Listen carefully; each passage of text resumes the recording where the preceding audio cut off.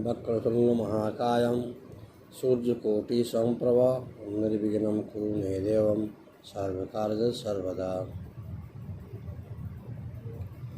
आज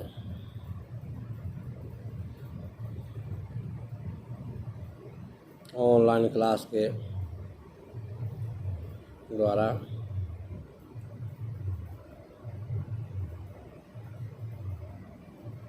मैं डॉक्टर चंद्रशेखर तिवारी जुत्था लाल संस्कृत महाविद्यालय मझौलिया पश्चिम चंपारण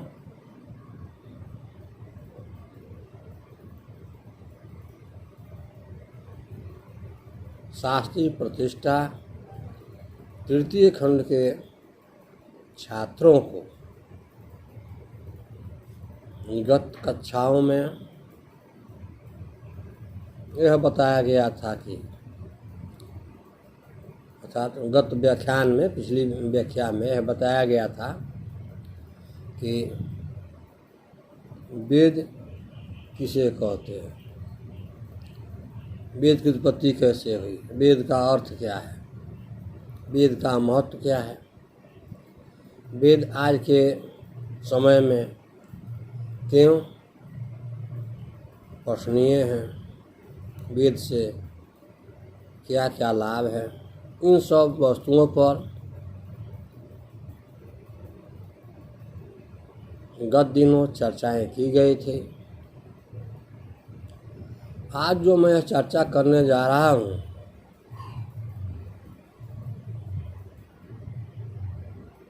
ऋग्वेद से संबंधित। जैसा कि हम लोग जानते हैं कि वेद 4 हैं, ऋग्वेद, यजुर्वेद, सामवेद एवं अर्थवेद। आज आधुनिक संस्कृत साहित्य में पाश्चात्य विद्वानों ने पंचम वेद को भी स्वीकार किया है। वह पंचम वेद क्या है? तो महाभारत।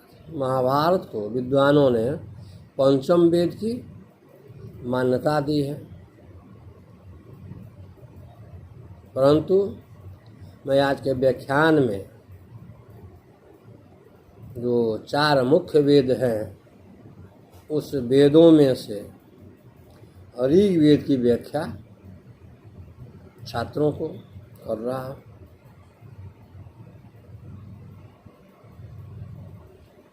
क्योंकि वेदों में ऋग्वेद सबसे महत्वपूर्ण विशालकाय वेद है।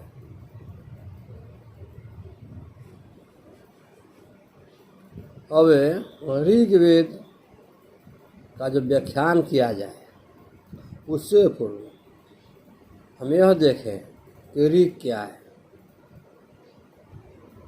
ऋग्वेद का नामकरण क्यों हुआ, इसे ऋग का भाव क्या है।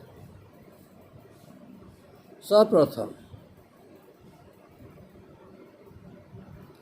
हम यह कह सकते हैं कि ऋग का अर्थ ऋच है, अर्थात स्तुतिपरक मंत्र।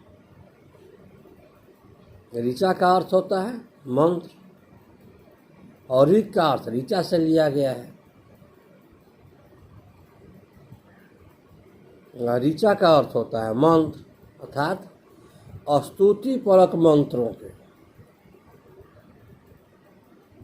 ऋचा की संज्ञा दी गई है, ऋग की संज्ञा दी गई है।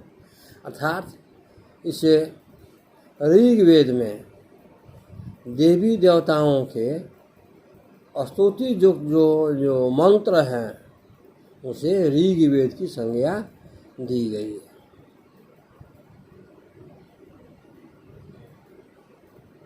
कहा गया है ऋच्यते स्तूयते अया इति ऋकः, ऋच्यते स्तूयते अन्या इति ऋकः।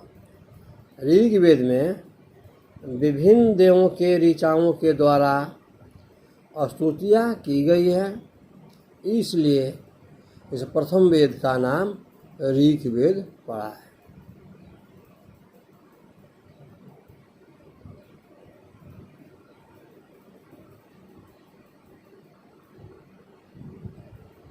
इसे ऋग्वेद संहिता भी कहा जाता है। इस संहिता का अर्थ है संग्रह, अर्थात इस वेद में मंत्रों को एकत्रित किया गया है, संग्रहित किया गया है, इसलिए इसका नाम संहिता भी कहा जाता है। इसे संहिता भी कहते हैं। क्या नाम संहिता भी पड़ा है। अर्थात ऋग्वेद का जो मूल शब्द है वह क्या? ऋग। ऋग का भाव हुआ रीच।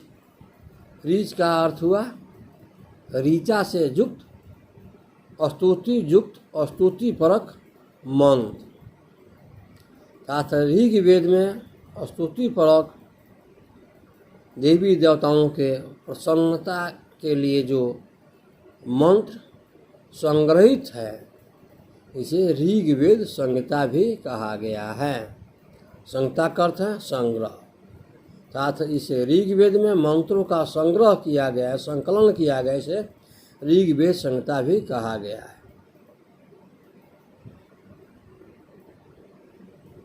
इस ऋग्वेद में श्रुक आदि शब्दों की दार्शनिक व्याख्या ब्राह्मण ग्रंथों में मिलती है। इसमें ब्रह्मवाणी, प्राण, अमृत और भूलोक को ऋग या ऋग्वेद कहा गया है। वाक तत्व को ऋग्वेद, मनस्तत्व के यजुष और प्राण तत्व को सामवेद कहा जाता है।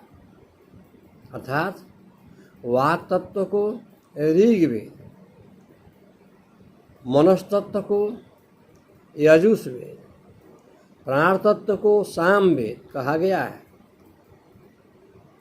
ऋग्वेद के संबंध में कहा जाता है कि यह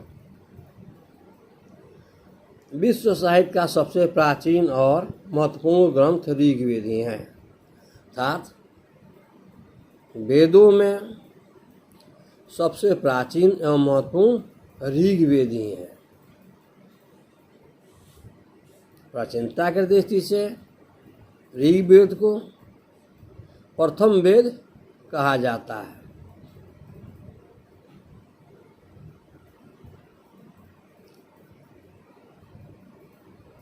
प्राचीनता के,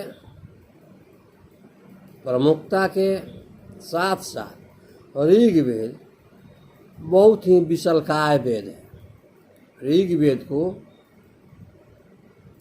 अन्य वेदों के अपेक्षा विशाल वेद कहा जाता है। अर्थात यह जो वेद है बहुत विशालकाय है। इसमें बहुत सारे देवी देवताओं के मंत्र का संग्रह किया गया है, इसलिए इसे विशालकाय वेद की संज्ञा दी गई है।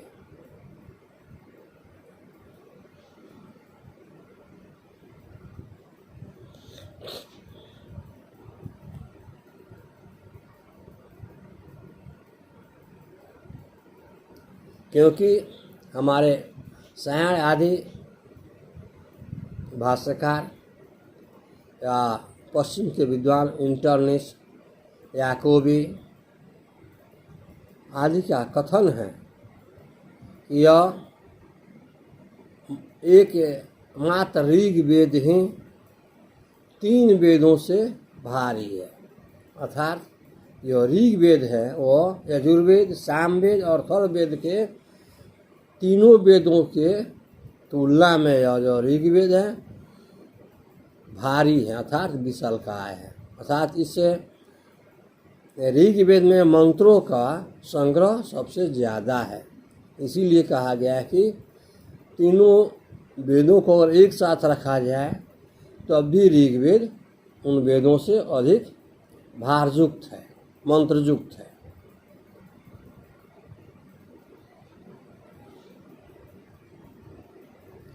इस ऋग्वेद में 10 मंडल है। ऋग्वेद में 10 मंडल है। इन मंडलों में सूक्तों का विभाजन किया गया है। साथ जो 10 मंडल हैं उन्हीं मंडलों में के द्वारा सूक्तों का, देवी देवताओं के मंत्रों का विभाजन किया गया है। इसे ऋग्वेद में 10 मंडल के अतिरिक्त 85 अनुवाक है, 228 सूक्त है और 10,552 मंत्र हैं। अर्थात इस ऋग्वेद में 10,552 मंत्रों का संग्रह किया गया है। इसी मंत्रों के संग्रह के आधार पर ऋग्वेद को सबसे विशालकाय वेद की संज्ञा दी गई है।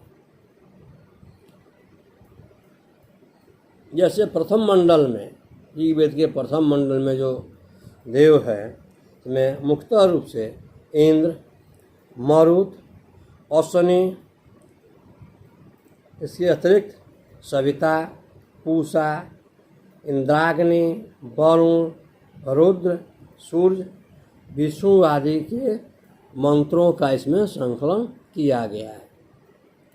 ठीक इसी प्रकार जो दूसरा मंडल है उसमें भी अग्नि, इंद्र, बृहस्पति, विश्वदेवा, सरस्वती आदि मंत्रों का इसमें संकलन किया गया है।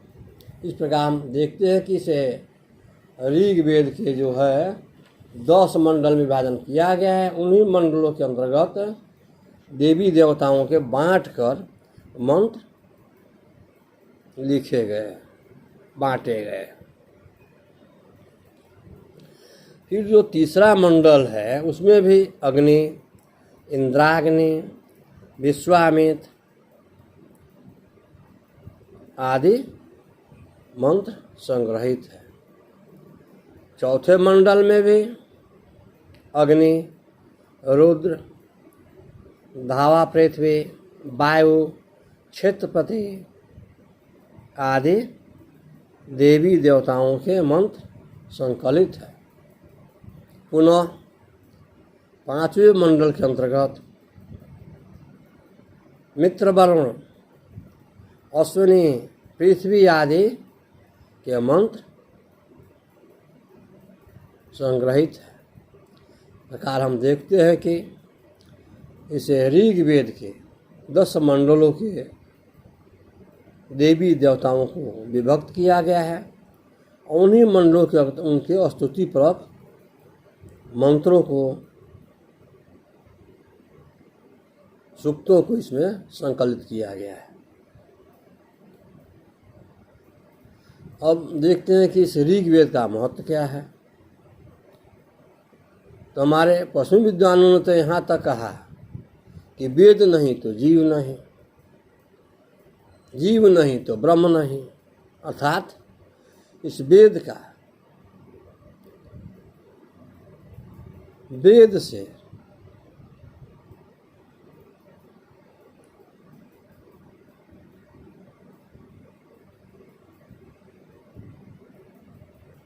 संबंध है और इन वेदों के द्वारा हमारे ज्ञान, विज्ञान, भारतीय सभ्यता संस्कृति की जानकारियाँ इन्हीं वेदों के आधार पर होती है।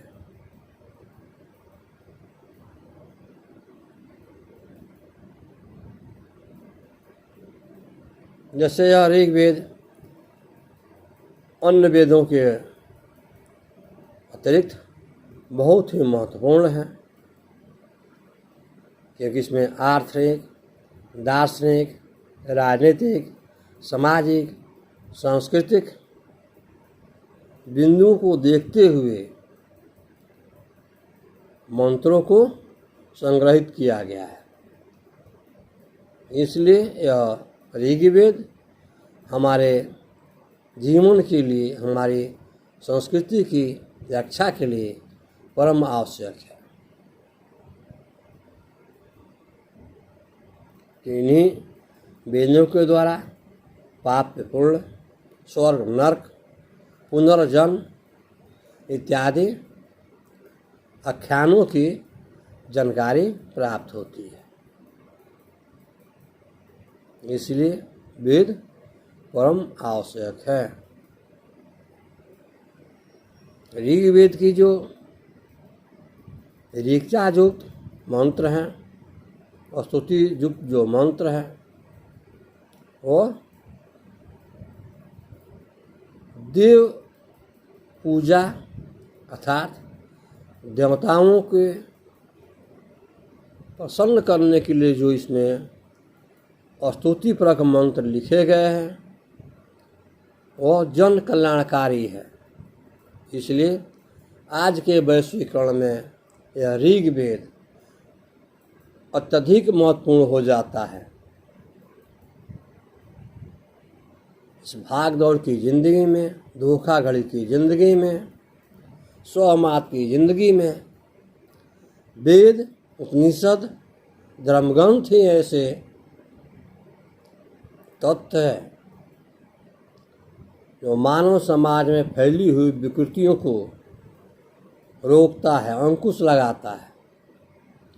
क्योंकि शुरू में ही कहा गया इसे ऋग्वेद के द्वारा, इन मंत्रों के द्वारा ही जन्म, मरण, पाप, पुण्य, लाभ, हानि, पुनर्जन्म आदि की जानकारी मिलती है। इसलिए यह वेद मानव जीवन के लिए परम आवश्यक है।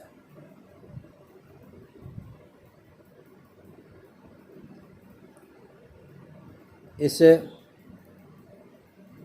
वेद में ऐतिहासिक दृष्टि से भी पुरातत्व, कल्प, प्रलय, ऋषि वंश, देव असुर संग्राम, इंद्रवृत्त आदि के संबंध बहुमूल्य सामग्री को संजोया गया है। अर्थात जिस तरह ऋग्वेद का धार्मिक महत्व है, ठीक उसी प्रकार इस वेद का ऐतिहासिक महत्व भी है। ऐतिहासिक महत्व इसलिए है कि इन्हीं वेदों में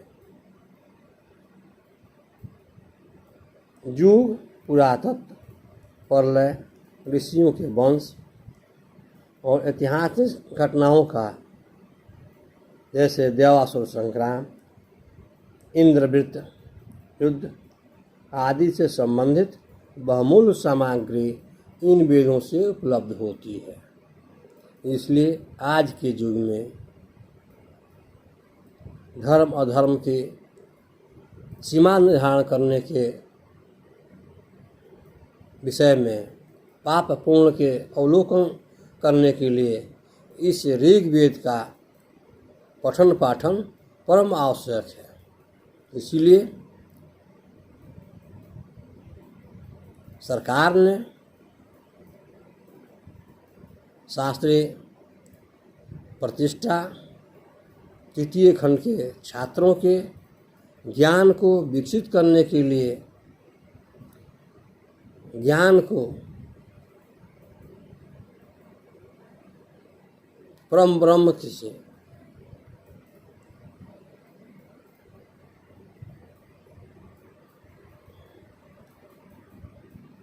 आत्मभूत करने के लिए इन वैदिक ग्रंथों को हमारे संस्कृत विश्वविद्यालय के पाठ्यक्रम में निर्धारित किया गया है। क्योंकि जहाँ संस्कृत है वहीं संस्कृति है, जहाँ संस्कृति है वहीं धर्म है। जहाँ संस्कृत नहीं है, जहाँ वेद नहीं है, वहाँ धर्म नहीं है, ज्ञान नहीं है। क्योंकि कहा गया है जहाँ संस्कृत है वहीं संस्कार है, जहाँ संस्कार नहीं है वहाँ संस्कृत नहीं है। यथा पाक में संस्कृत का पठन पाठन नहीं है, वेदों का अध्ययन नहीं है, तो वहाँ संस्कार भी नहीं है। इसलिए आधुनिक युग में इन वैदिक मंत्रों का, ऋग्वेद के मंत्रों का पठन पाठन मानव कल्याण के लिए, इस समाज के विकास के लिए, कोरोना जैसे महामारी के नाश के लिए इन वेदों का अध्ययन करना परम आवश्यक है।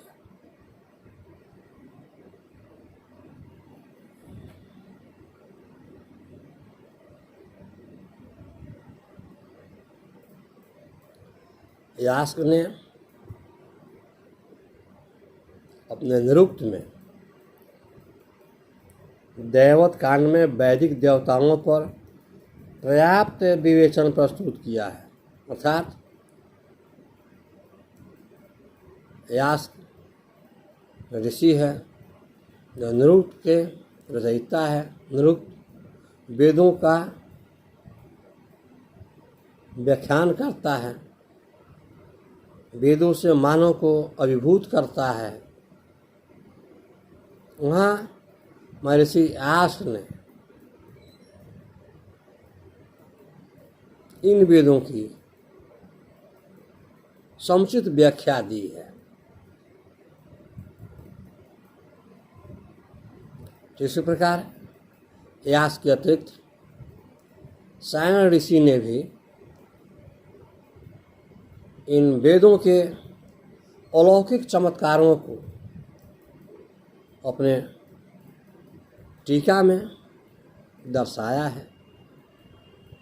इन सब तथ्यों के अध्ययनों पश्चात यह सिद्ध हो जाता है कि छात्रों को, मानवों को वेदों का अध्ययन करना परम आवश्यक है।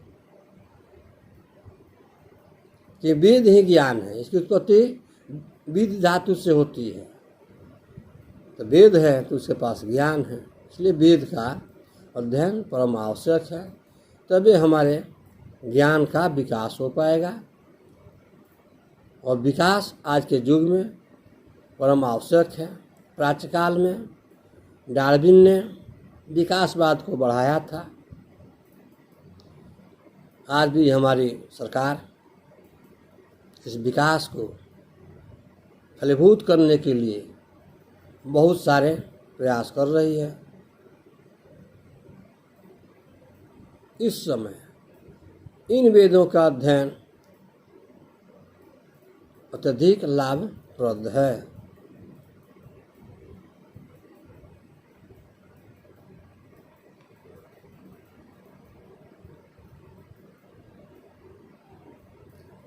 स्वामी दयानंद सरस्वती ने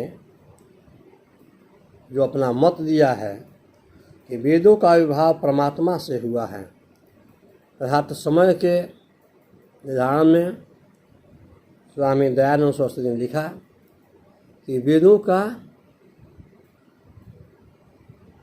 आरंभ सृष्टि से हुआ है, परमात्मा से हुआ है। अर्थात सृष्टि के आरंभ से ही इन वेदों का समय माना जा सकता है। ऋग्वेद को प्रमाणिक कहा जा सकता है कि ऋग्वेद सृष्टि के समय से ही अपने ज्ञान के द्वारा लोगों को अलौकिक चमत्कार प्रदान करता आ रहा है। ठीक उसी प्रकार हमारे बाल गंगाधर तिलक ने ज्योतिष गणना के आधार पर ऋग्वेद का समय 6000 से 4000 ईस्वी पूर्व माना है। बाल गंगाधर तिलक महोदय ने अपनी ज्योतिष गणना के आधार पर यह समय निर्धारित किया है, जो एक मान्यतापूर्ण अवधारणा है। तत्पश्चात याकोबी ने भी ज्योतिष के आधार पर ध्रुव तारा के द्वारा ऋग्वेद के समय का निर्धारण किया है। याकोबी जो पश्चिम सभ्यता के विद्वान हैं,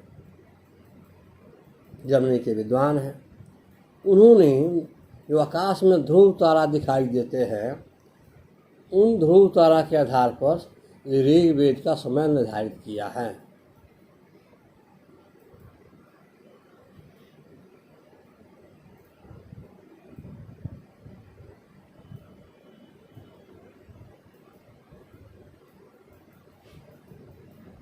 याकोबी का कथन है, आकाश में जो ध्रुव तारा है अपने समय से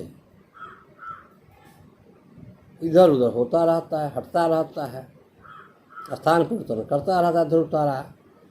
उस स्थान परिवर्तन के गणना के आधार पर याकोबी ने लिखा कि इस ऋग्वेद का समय 4500 ईस्वी के पूर्व कहा जा सकता है। ठीक उसी प्रकार मैक्स मूलर ने इस वेद को 1400 ईस्वी पूर्व माना है। यह ऋग्वेद 1400 ईस्वी पूर्व रचित था।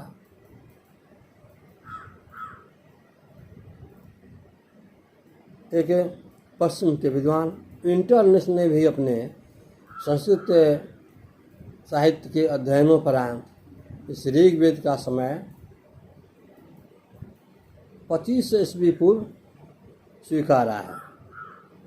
अर्थात हम देखते हैं कि संस्कृत साहित्य में क्या कवि का जीवन हो, कवि का समय हो, कवि के काव्य हो, इसका निर्धारण करना आसान नहीं है। बहुत से तर्क वितर्क, खंडन मंडन के पश्चात इतिहास के अध्ययनों पश्चात प्रमाणिक तथ्यों के आधार पर इन सब वस्तुओं का काल निर्धारण या समय निर्धारण किया जा सकता है। यह एक विवादास्पद पहलू है। फिर भी हम इन विद्वानों के तर्कों के आधार पर या साहित्य के अध्ययन के आधार पर इस ऋग्वेद का काल निर्धारण कर पाए हैं। तो आज के कक्षा में हम लोगों ने यह देखा कि ऋग्वेद क्या है, ऋग किसे कहते हैं, ऋचा क्या है, संहिता क्या है। जो ऋग्वेद के आवश्यक पहलू है उन सब तथ्यों पर विचार किया गया। ऋग्वेद में कितने मंत्र हैं, ऋग्वेद में किन किन देवताओं का अध्ययन किया जाता है, इन सब विषय वस्तुओं का अवलोकन आज हम लोगों ने किया है। अगली कक्षाओं में फिर दूसरे वेदों की देखा जाएगा।